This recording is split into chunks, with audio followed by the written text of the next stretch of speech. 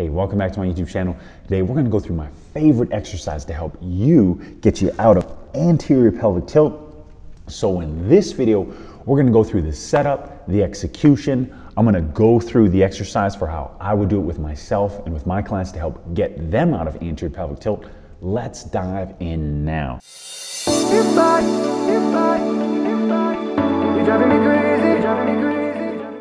We're gonna use a towel here. You could also use a slider or anything that allows your foot to easily slide. I could actually use my sock. But the setup is incredibly simple. We're gonna lie down on our back, and the important thing is that we can actually stay relaxed in the beginning state. So here, I'm not trying to do anything. Everything is relaxed. I'm gonna bring my heels in as close to my butt as possible. And I'm gonna show you the movement right off the bat because I don't wanna have to go into too much detail with you wondering, what is this guy doing and what is this actually gonna look like? All that we're really gonna be doing, and this is not quite fully it, but this is the whole basic movement that we're doing. We're gonna be sliding our leg out and using the roller as a marker, okay? This is basically all that we're doing, okay? We're sliding it. We're gonna be holding it for 3 seconds and then sliding it back, okay? Now, why are we doing this? How does this prevent anterior pelvic tilt? So let me show you what happens for someone that has severe anterior pelvic tilt when they do this exercise, all right? And this is the beginning of the second step for executing this exercise properly.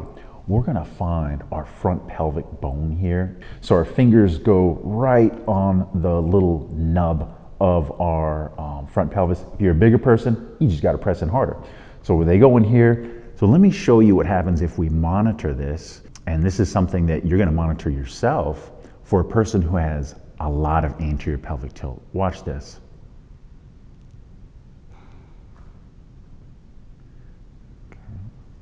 Did you see what happened to my pelvis? Let me show you one more time.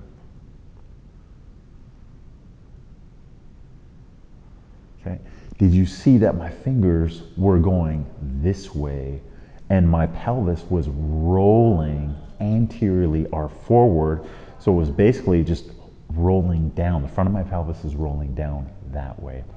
That means that there is some significant anterior pelvic tilt. So let me show you what happens for the person who doesn't have anterior pelvic tilt. And this is what I want you to get to if you do have anterior pelvic tilt. Now, mind you, make sure that you watched the anterior pelvic tilt test, the easy APT test, previous video that I have, and the lifestyle correctives and the sleep correctives. All those along with this are gonna help you fully get out and stay out of anterior pelvic tilt. So let me show you what happens for the person who doesn't have anterior pelvic tilt.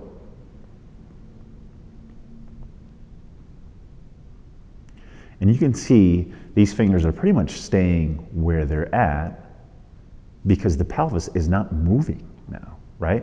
So this is our goal. Now, if you do have anterior pelvic tilt, how can you get from this rolling to what I just did? It's not hard, right?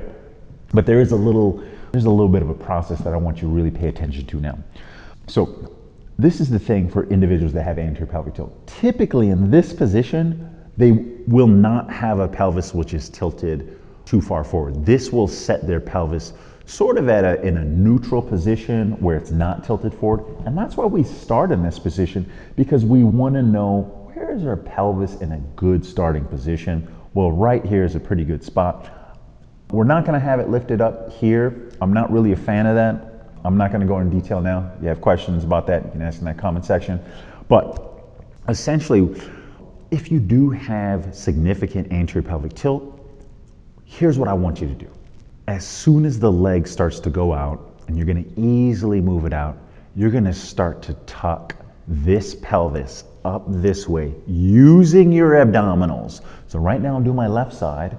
If we had time, I would do the right side as well, because the right side might be a little bit different than the left side. But I'm using my left abdominals to try to start to pull this up. That is gonna offset the forces which are pulling you into anterior pelvic tilt. So essentially, let's say that I did have anterior pelvic tilt.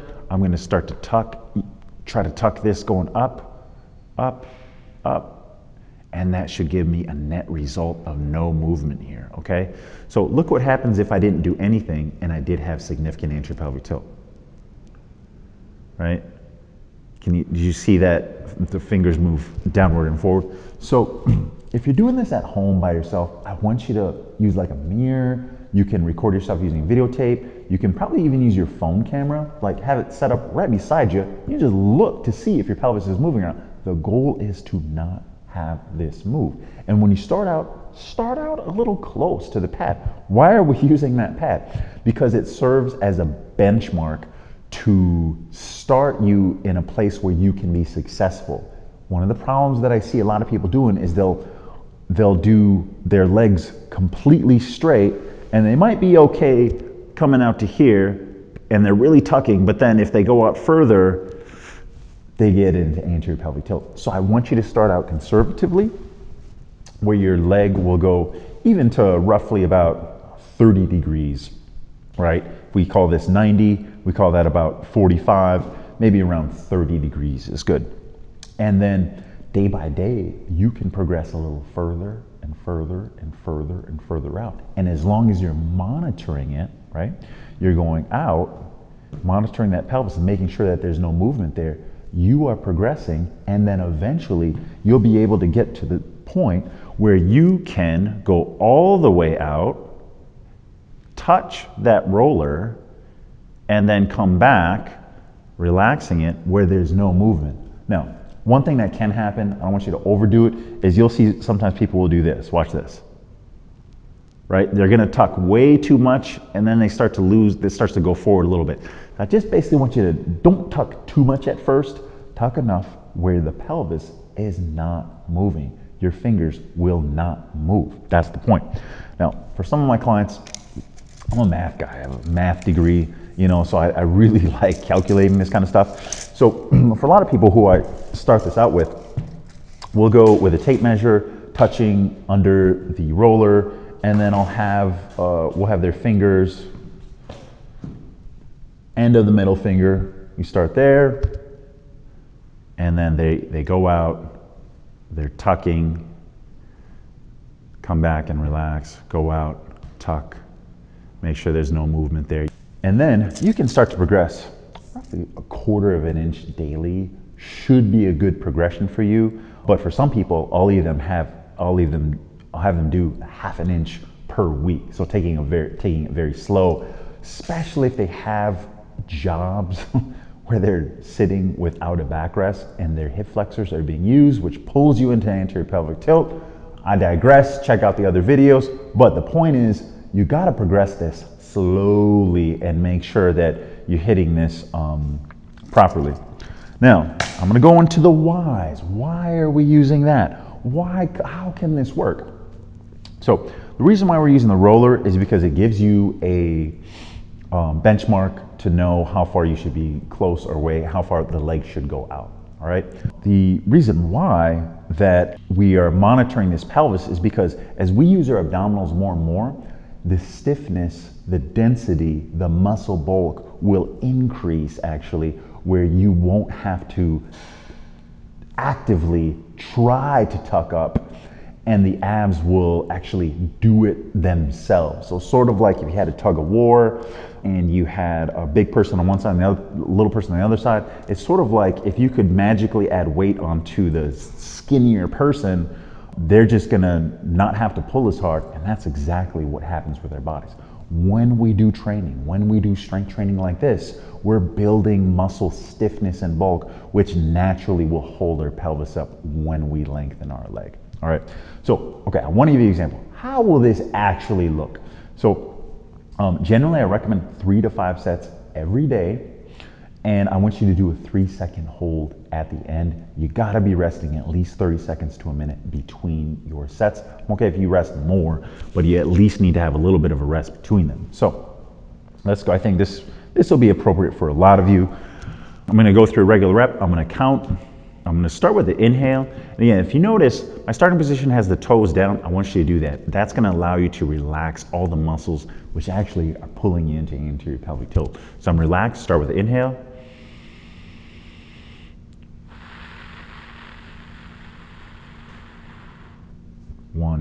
2, 1. Wait for my full inhale. 1, 2, 2.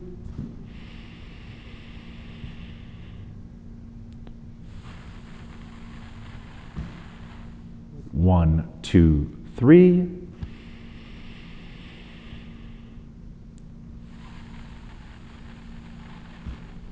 1, 2, 4.